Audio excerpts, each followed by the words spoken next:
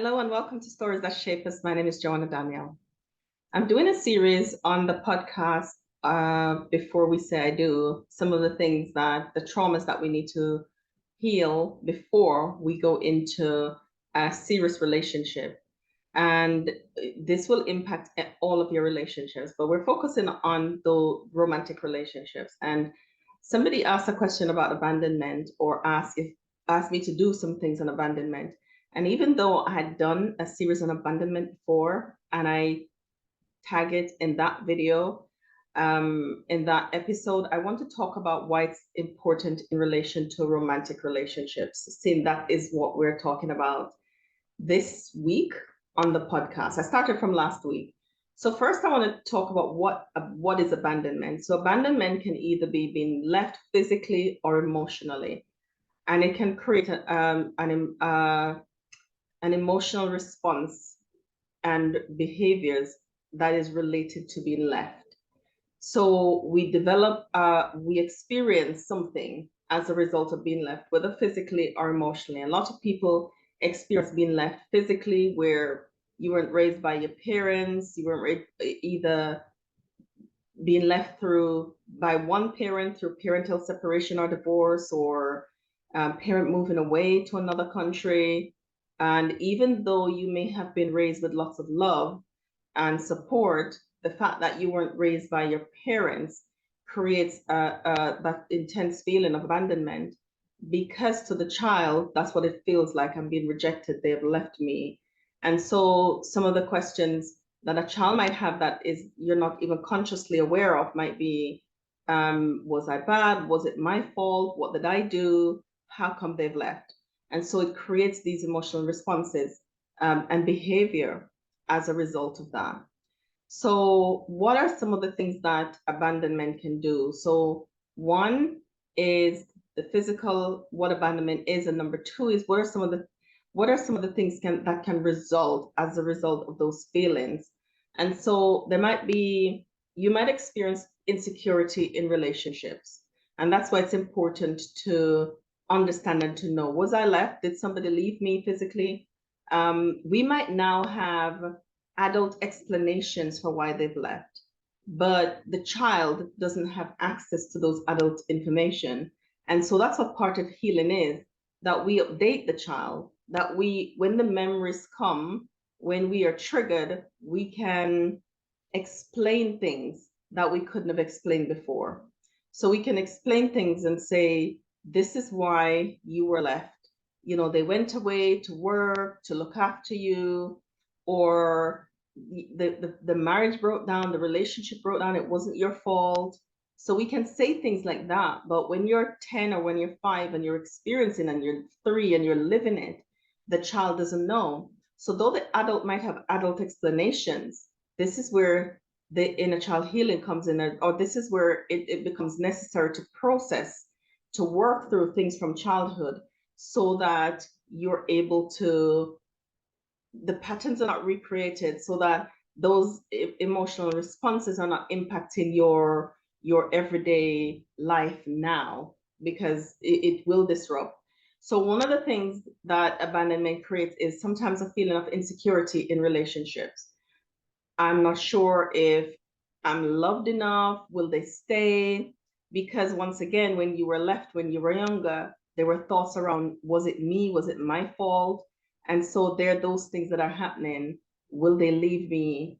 What do I need to do to get them to stay? So sometimes there's people pleasing and codependency that happens, because what do I need to do to get them to stay? Because abandonment can create such a deep wound and fear around people leaving, that we do things to either speed up the feeling, to recreate the pattern for ourselves. That means we will do things to sabotage the relationship, or we will be so fearful of them leaving that we'll sometimes neglect our boundaries, neglect ourselves, not develop the confidence that is necessary to learn the tools that will contribute to a healthy relationship, because of the fear of people leaving. And sometimes the fear of people leaving can be so intense that you might sacrifice your individuality, your autonomy, you will sacrifice your boundaries, you'll sacrifice your values because you want them to stay.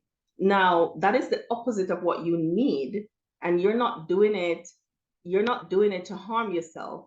But because of that fear and not wanting to repeat that fear for yourself, you sacrifice so much about you so that people will stay.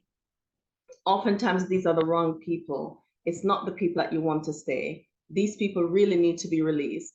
And once the wound of abandonment is acknowledged and addressed, those insecurities around relationships will start to go as you start to see your value, as you start to begin to tell yourself the truth around why people left, it wasn't your fault, as you start to believe that truth and integrating it into your life and into those old stories around why people left, why they couldn't connect with you, or fix the story about how you felt about yourself, the one that you've told yourself for 20 or 30 odd years around why they left. It wasn't your fault.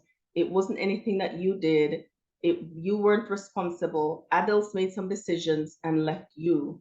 Or the reason why they couldn't connect with you emotionally wasn't because of you or who you are. It was, again, because of their own stuff that made them not be able to connect. So when you start to integrate those stories, those truths into the story, then you'll start to feel differently, and you'll start to interact with people in a different way, and your relationships will start to change as well. One of the things that you'll start to do is to be able to, now because you're now accepting that it's not my fault, you're beginning to see yourself and to see your worth and your value. And so anybody that's in your life that is not seeing that or respecting that, you will now be able to have the confidence to end those relationships where that is not happening, or not continue in relationships where your value and your worth is not seen and acknowledged and respected. Another thing that happens as a result of abandonment is fear in relationships, and it's connected to the insecurity. So there's the fear.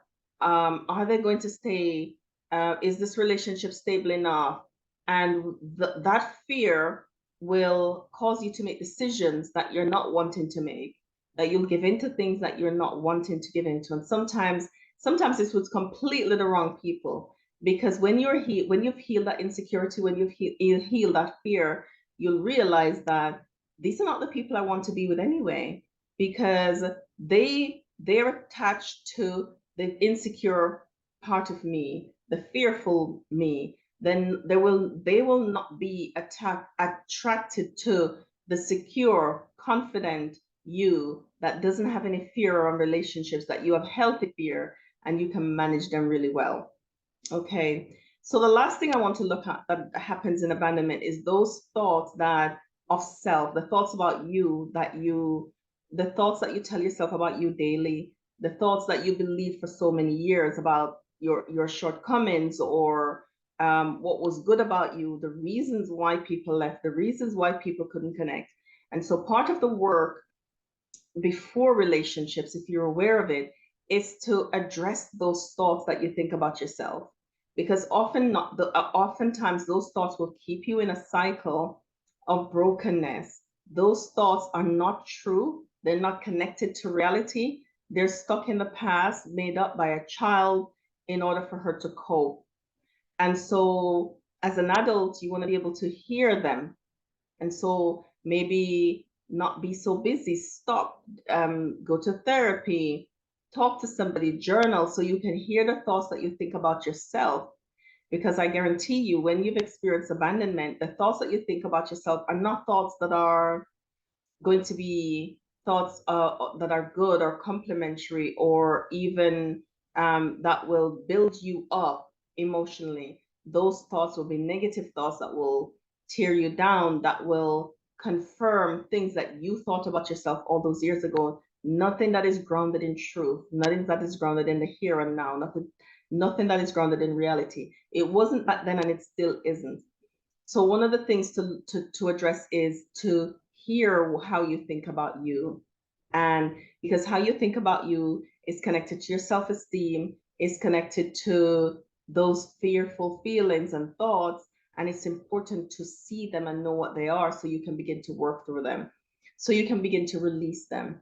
And when you've done those things, when you've acknowledged the abandonment, when you have looked at how it's impacted you, especially those three ways, you begin to release those fears, release and heal the low self-esteem, release the negative thoughts, and start to build a more positive view of yourself, start to be more self-accepting, and start to acknowledge and identify and acknowledge your worth, and allow only people in your life that is also going to acknowledge and acknowledge your worth, then your relationships will look completely different.